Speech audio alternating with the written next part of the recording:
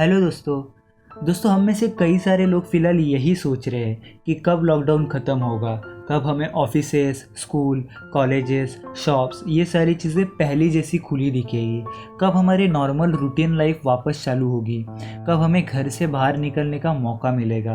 पर दोस्तों ये सारी चीज़ें तब मुमकिन हो पाएगी जब कोरोना वायरस की वैक्सीन बाज़ार में मौजूद होगी। पर तब तक कोरोना वायरस से बचने के लिए हमारे पास सोशल डिस्टेंसिंग ही एक ही ऑप्शन है।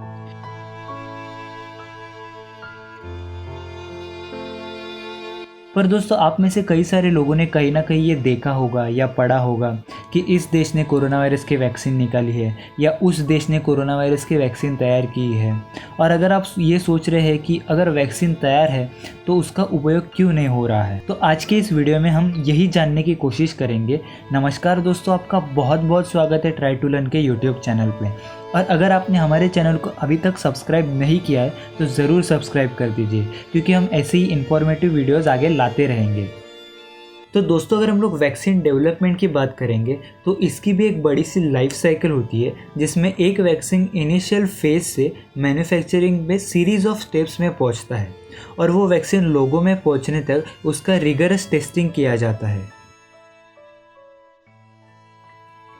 अगर हम लोग वैक्सीन डेवलपमेंट के स्टेजेस की बात करेंगे तो सबसे पहली स्टेज है प्री क्लिनिकल स्टेज, जिसमें रिसर्च करके एनिमल्स पे टेस्टिंग और एक्सपेरिमेंट किए जाते हैं। और अगर इसका रिजल्ट हमें पॉजिटिव मिला तो हम लोग दूसरे स्टेज में जाते हैं, जिसका नाम है क्लिनिकल डेवलपमेंट स्टेज, जिसमें वैक्सीन पहली बार ह्यूमन इंसानों पे टेस्ट किए जाते हैं। इस टेस्टिंग में भी कुछ अलग अलग फेजेस होते हैं और ये फेजेस में अलग अलग ग्रुप ऑफ पीपल पे टेस्टिंग की जाती है।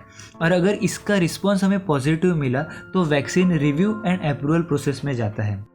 दोस्तों रिव्यू एंड अप्रूवल प्रोसेस में बहुत सारी चीज़ों का वेरिफिकेशन किया जाता है, जैसे किस तरीके के ड्रग्स यूज़ किए हैं, उनके डिटेल्स क्या है, किस तरीके के एप्लीकेशंस किए हैं, उसके वेरिफिकेशन किए जाते हैं।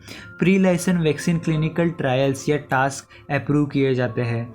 बायोलॉजिकल लाइसेंस एप्लीकेशन भी वेरीफाई किया जाता है। किस तरह के मैन्युफैक्चरिंग फैसिलिटीज़ अवेलेबल है उसका इंस्पेक्शन किया जाता है। तो ये कई सारी चीज़ें रिव्यू एंड अप्रूवल प्रोसेस में की जाती है। और दोस्तों लास्टली मैन्युफैक्चरिंग और प्रोडक्शन में भी वैक्सीन का मॉनिटरिंग किया जाता है। और यहाँ पे फूड एंड ड्रग एडमिनिस्ट्रेशन ये सारे मैन्युफैक्चरर से सैंपल लेके उसकी भी टेस्टिंग करते हैं, ऑब्वियसली फॉर सेफ्टी पर्पज़ के लिए। और दोस्तों फाइनली उसके बाद वैक्सीन मार्केट में लोगों के लिए अवेलेबल होता है। और ये सारी प्रोसेस कंप्लीट होने में कम से कम साल या 1.5 साल लग जाता है। अगर हम लोग कोरोना वायरस के वैक्सीन की बात करेंगे तो पूरे वर्ल्ड में लगभग 110 से 120 प्रोजेक्ट्स हैं जो कोविड-19 के वैक्सीन पे काम कर रहे हैं। और उनमें से कुछ एक्सपेरिमेंट्स क्लिनिकल डेवलपमेंट तक पहुंच चुके हैं। कुछ प्रोजेक्ट्स का हमें पॉजिटिव रिस्पांस भी मिल रहा है, तो कुछ प्रोजेक्ट्स का हमें उतना पॉजिटिव रिस्पांस नहीं मिल रहा है। और कई सारे लीडिंग रिसर्चर्स ने ऐसा दावा किया है कि एक प्रॉपर सक्सेसफुल वैक्सीन लोगों तक पहुंचने में 1 से 1.5 साल लग सकता है। तो इस वीडियो में हम ऐसे ही कुछ इन प्रोग्रेस वैक्सीन प्रोजेक्ट्स की बात करेंगे।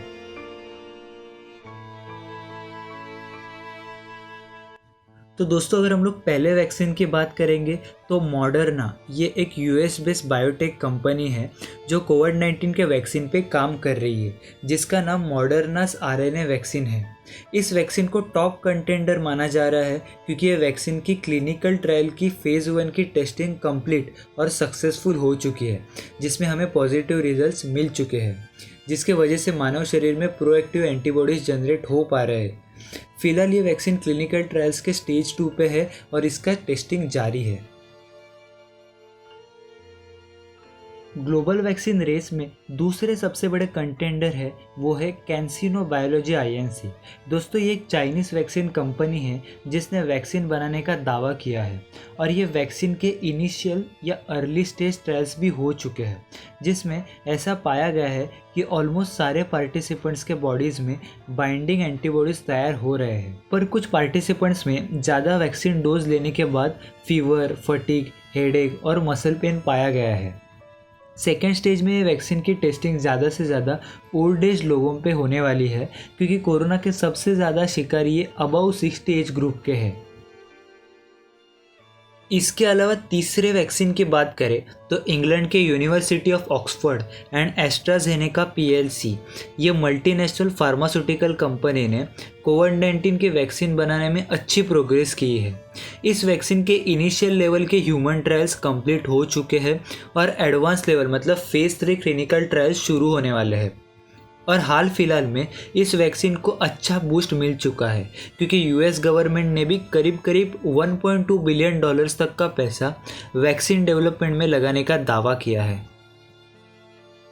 अगर हम लोग वैक्सीन डेवलपमेंट में भारत की बात करेंगे तो ICMR and Bharat biotech international limited, ये दोनों इंस्टीट्यूट कोविड-19 के वैक्सीन डेवलपमेंट पे काम कर रहे हैं, पर ये अब तक वैक्सीन डेवलपमेंट फेज़ में ही है। जब वैक्सीन रेडी होगा तब उसकी नॉन क्लिनिकल यानी एनिमल एंड ह्यूमन टेस्टिंग शुरू की जाएगी। और पीएम केयर फंड ट्रस्ट ने 100 करोड़ रुपीस एलोकेट किए हैं corona virus vaccine development efforts के लिए, तो इसके वजह से भी काफ़ी अच्छा बूस्ट वैक्सीन डेवलपमेंट में मिल सकता है। इसके अलावा दोस्तों थाईलैंड ने भी कोविड-19 के वैक्सीन बनाने का दावा किया है जिसका नाम थाई mRNA वैक्सीन है और इस वैक्सीन का टेस्टिंग प्री क्लिनिकल स्टेज पे है। अब तक इसका टेस्टिंग चूहों पे सफल हो चुका है और अगले पड़ाव पे ये बंदरों पे यानी मंकीज पे टेस्टिंग किया जाएगा। इसके बावजूद दोस्तों कई सारे देश हैं जो वैक्सीन डेवलपमेंट प्रोसेस पे काम कर रहे हैं, वैक्सीन बनाने की कोशिश कर रहे हैं, पर हमें एक चीज़ समझनी बहुत ज़रूरी है कि कोरोना वायरस की महामारी सभी देश के लिए, सभी मानव जातियों के लिए नई है। और हम लोग ने जैसे वीडियो में देखा कि ऑलमोस्ट सारे वैक्सीन फ़िलहाल क्लिनिकल स्टेज पे है, यानी इससे अगर हम लोग को पॉजिटिव रिस्पांस भी मिलता है तो उसके बाद भी रिव्यू एंड अप्रूवल प्रोसेस है, मैन्युफैक्चरिंग डिस्ट्रीब्यूशन प्रोसेस है। इस वायरस के वैक्सीन को लोगों तक पहुंचने में शायद थोड़ा टाइम लग सकता है। और अब तक हमें पता है कि 4 लाख के आसपास लोग कोरोना के शिकार बन चुके हैं और लगभग 57 लाख कोविड-19 पॉजिटिव केसेस अभी भी है और वो काउंट बढ़ते ही जा रहा है। तो वैक्सीन डेवलपमेंट के साथ उसका मैन्युफैक्चरिंग और डिस्ट्रीब्यूशन, ये भी एक बड़ा सवाल होगा सारे कंट्रीज़ के लिए। अब दोस्तों हमें ये तो नहीं पता कि कोविड-19 की वैक्सीन बाज़ार में कब मौजूद होगी, पर हम यही उम्मीद करेंगे कि जल्द से जल्द कोविड-19 की वैक्सीन लोगों तक पहुँचे और ज़्यादा से ज़्यादा लोग इस महामारी से बच जाए और हमारी नॉर्मल रूटीन लाइफ चालू हो जाए। तो दोस्तों मैं उम्मीद करता हूँ आपको ये वीडियो पसंद आया होगा और आपको कोरोना वायरस के वैक्सीन के बारे में अच्छी खासी जानकारी मिल चुकी होगी। तो ज़रूर इस वीडियो को लाइक कीजिए और अगर आप हमारे चैनल पे नए हैं तो ज़रूर सब्सक्राइब कर दीजिए। Thank you.